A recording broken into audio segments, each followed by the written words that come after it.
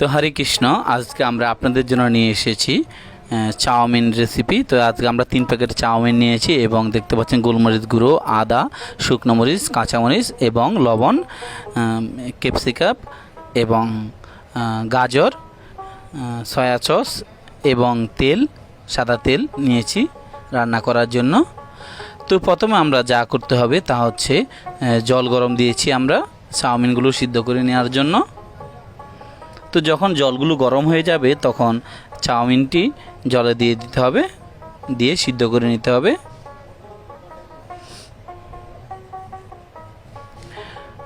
এদিকে সিদ্ধ করছি আর আমরা এদিকে চাউমিনটা সম্বার দিচ্ছি। আমরা তেল কিন্তু বেশি দিইনি, হালকা একটু তেল দিয়েছি, 1 চামচ তেল এবং হিং, আদা এবং শুকনো মরিচ এবং দেখতে পাচ্ছেন কিছু কাঁচামরিচ দিচ্ছি।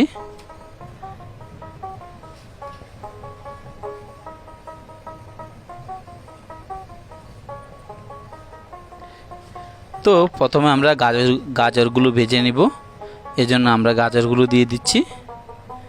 তো 3 প্যাকেটে আমরা হাফ কেজি গাজর দিয়েছি।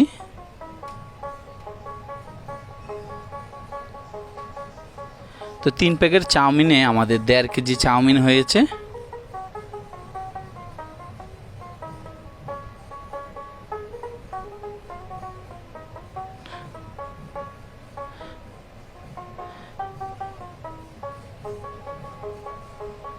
তো কিছুক্ষণ লাড়াচাড়া করার পরে আমরা ক্যাপসিকামগুলো দিয়ে দিয়েছি এবং এখন 1 চামচ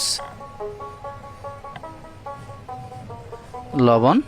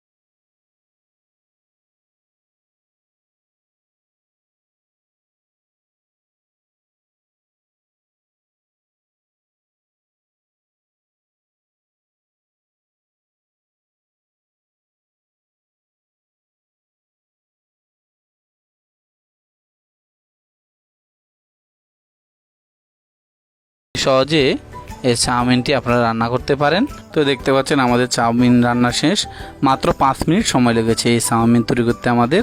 তো সবাইকে অসংখ্য ধন্যবাদ ভিডিওটি এতক্ষণ দেখার জন্য। ভালো লাগলে অবশ্যই লাইক কমেন্ট করে জানাবেন। হরে কৃষ্ণ।